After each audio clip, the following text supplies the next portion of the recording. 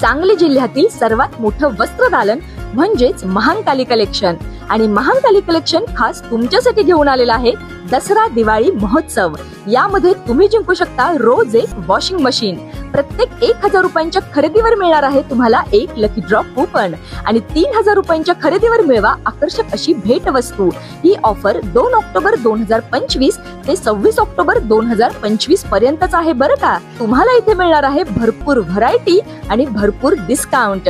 तेव्हा ही दिवाळी सेलिब्रेशन करा फक्त आणि फक्त महांकाली कलेक्शन सोबतच।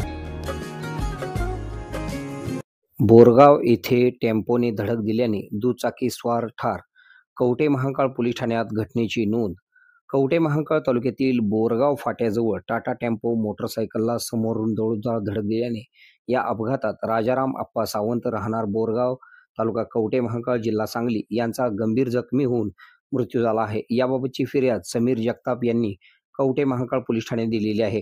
राजाराम सावंत हे त्यांची स्कूटी गाडी क्रमांक MS10 BF 5339 घेऊन देशिंग गावाकडून बोरगावकडे निघालेले होते।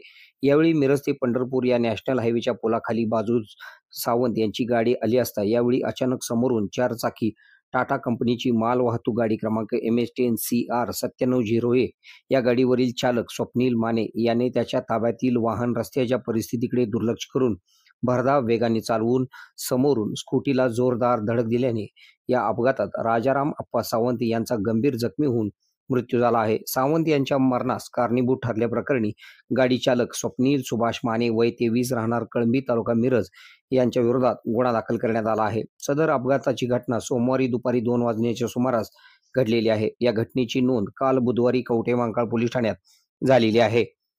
आपल्या भागातील बातम्या पाहण्यासाठी आमची न्यूज चॅनल सबस्क्राईब करा व लाईक करा। मुख्य संपादक Kunal Kothawale, KK Marathi news network.